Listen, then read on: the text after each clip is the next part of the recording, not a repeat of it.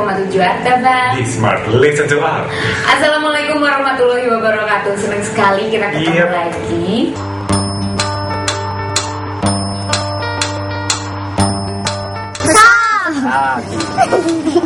Kalau misalkan dengerin radio yang namanya anak muda ya sering suka. Wah, itu hobi banget loh. Ya sering. Radio mah kan jadi media yang paling murah.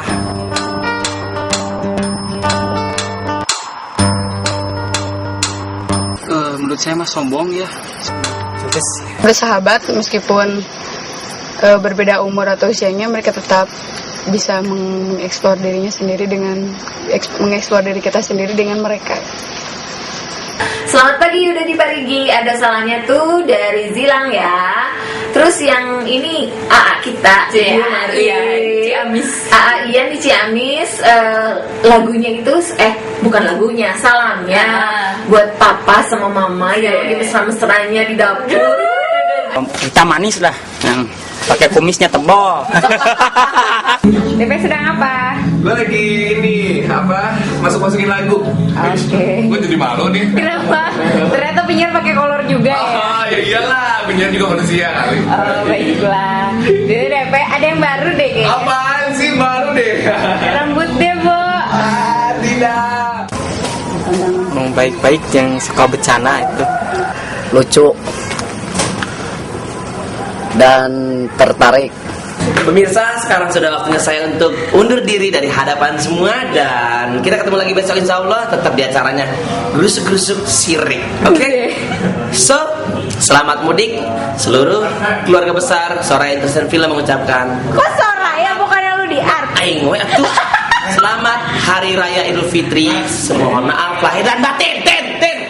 Saya melihat kesan seorang penyiar itu orangnya itu pinter bicara. Sekarang ada informasi terakhir nggak ngomong-ngomong? Ada tentang terjemahan itu ya, karena dari tadi kan kita ngomong terjemahan ada begini ada begitu, karena ternyata pada intinya itu ada dua jenis dua aliran penerjemah itu. Yang pertama ada yang orang yang lebih strict gitu, lebih ketat gitu, jadi benar-benar yang dia nggak jadi benar-benar yang ada konsepnya jelas kayak gitu loh.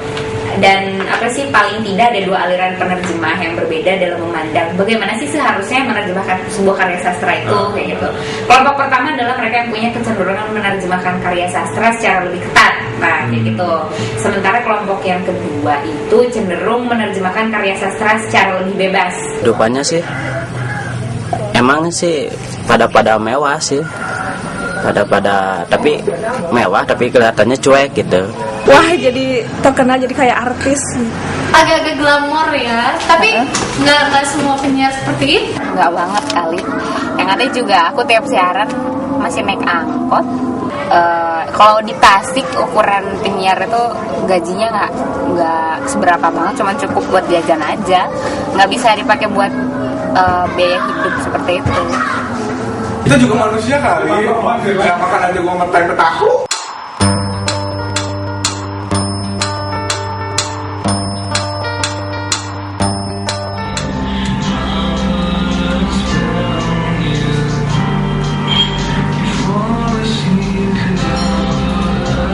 Kayaknya capek ya siaran? Yang enggak kali. Enggak ya?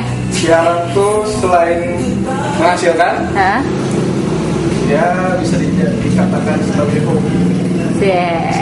Seru banget, soalnya selain kita bisa dengerin lagu juga, ngilangin stres lumayan lah. Ada pendengar yang nggak mau tahu, udah tahu ini spesial program atau program yang bukan request, dianya tetap nelfon, minta lagu, kalau nggak dikasih ngata-ngatain pelit, nyebelin katanya.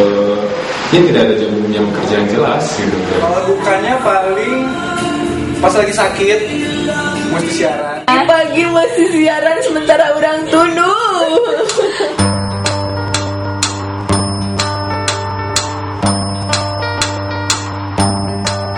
Penyiar itu gampang, setuju banget. Kadang-kadang aku suka pusing sendiri gitu. Enggak juga ya. Ini pengakuan gimana nih? Aduh. Dibilang gampang enggak, dibilang susah juga enggak. Dan orang yang pintar ngomong belum tentu bisa siaran. Nyiasatin waktu itu waktu kadang-kadang untuk bisa on time ke radio tuh agak susah, apalagi kemarin-kemarin waktu siaran sahur itu sebelumnya siaran sampai jam 10 malam spesial program, misalnya jam 2 malam itu jam 2 pagi udah harus di radio lagi, sementara aku pengen tidur masih pengen istirahat udah dijemput kayak gitu. Jadi dengan terkantuk-kantuk itu harus tetap smiling voice tuh kelihatan, orang nggak mau tahu apakah kita ngantuk, apakah kita sebel, kesel dan segala macem. Yang ada juga kita harus tetap siaran dan menghibur orang.